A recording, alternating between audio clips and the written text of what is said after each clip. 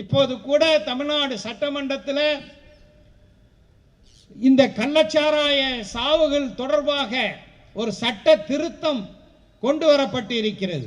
இந்த கள்ளச்சாராயம் காய்ச்சுவோர் மீது கடுமையான நடவடிக்கைகளை, அதற்கான தண்டனைகளை உயர்த்தி, அபராதங்களை உயர்த்தி எல்லாம் சட்டங்களை ஏற்றியிருக்கிறார்கள். ஆனால் அந்த சட்டங்கள் மேலும் கடுமையாக வேண்டும் என்பதுதான் மனிதநேய மக்கள் கட்சியினுடைய கோரிக்கை. இந்த கள்ளக்குறிச்சி கள்ளச்சாராய தொடர்பாக அந்த மாவட்ட ஆட்சியர் இடமாற்றம் செய்யப்பட்டிருக்கிறார். அந்த மாவட்ட காவல் கண்காணிப்பாளர் இடைநீக்கம் செய்யப்பட்டிருக்கிறார். மதுவிலக்கு அமலாக்கத்துறையைச் சேர்ந்த பலர் இடைநீக்கம் செய்யப்பட்டிருக்கிறார்கள். நான் கூட சட்டமன்றத்தில் பேசும்போது ஒன்றை குறிப்பிட்டேன்.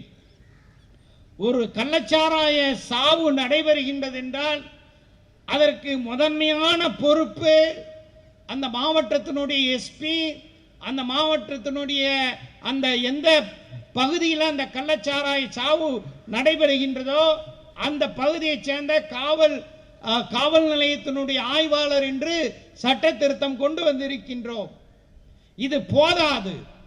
கள்ளச்சாராய சாவு ஏற்பட்டால் சம்பந்தப்பட்ட மாவட்ட ஆட்சியர், மாவட்ட காவல் கண்காணிப்பாளர், அதே போல மதுவிலக்கு அமலாக்கத்துறையைச் சேர்ந்த கீழ்நிலை காவலரிலிருந்து உயர் பதவியில் அவர் ஏடிஜிபி இருந்தாலும் கூட அவர்களை பதவி நீக்கம் செய்ய வேண்டும். உடனடியாக instant removal from the service, உடனடியாக பதவி நீக்கம் செய்ய வேண்டும்.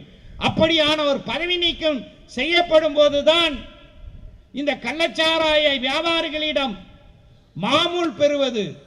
அதன் காரணமாக கன்றுக்குட்டி போன்றவர்கள் எல்லாம் இந்த தொழிலை கல்வராயன் மலையிலே தொடர்ந்து செய்து வந்தார்கள்.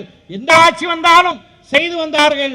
அந்த ஆட்சிகளுக்கு கெட்ட பேர் விளைவிக்கக்கூடிய அதிகாரிகள் நிச்சயமாக எப்படி தண்டிக்கப்பட்டால் இந்த கள்ளச்சாராய சாவுகளுக்கு நாம் முற்றுப்புள்ளி வைக்க முடியும். அதே நேரத்தில் இன்னொன்றையும் நான் குறிப்பாக சொல்லிக்கொள்ள விரும்புகின்றேன். கள்ளச்சாராயம், நல்ல சாராயம், இன்று சாராயத்துக்கு மத்தியில் எந்த வேறுபாடும் இல்லை. ஒரே ஒரு வேறுபாடு தான் இருக்கின்றது. என்ன வேறுபாடு என்றால், இந்த கள்ளச்சாராயத்தில் அப்படியே அந்த போதையை அதிகரிப்பதற்காக வேண்டி மெத்தனால் போன்ற ரசாயனங்களை பயன்படுத்தி அந்த போதையை அதிகரிக்க செய்யக்கூடிய நிலையில் மரணம் உடனடியாக வருகிறது. இன்ஸ்டன்ட் டெத், உடனடி மரணம். ஆனால் நல்ல சாராயம் என்று சொல்லப்படக்கூடிய டாஸ்மாக் கடையில் விற்கப்படக்கூடிய அந்த மதுவை சாப்பிட்டால் வேண்டுமென்றால் இன்ஸ்டன்ட் டெத், அதாவது உடனடி மரணம் வராமல் இருக்கலாம். But slow death is definite. அவருக்கு மெதுமெதுவாக அவர் மரணிப்பது நிச்சயம். இன்று காலையில் என்னுடைய முகநூலை திறந்தவுடன் நான் முதலில் பார்த்தது தி ஹிந்து ஆங்கில நாளிதழினுடைய சிறப்பு செய்தியாளர், என்னுடைய நண்பர் ராமகிருஷ்ணன் அவர்களுடைய பதிவு. டி ராமகிருஷ்ணன் அந்த பதிவில் அவர் போட்டு இருக்கிறார். என்னுடைய நண்பர், அவருக்கு வயது 43, ஆஜானுபாகுவான நல்ல வலுவான உடல்கட்டை கொண்டவர், நல்ல இனிமையாக பழகக்கூடியவர், நல்ல மனிதர்.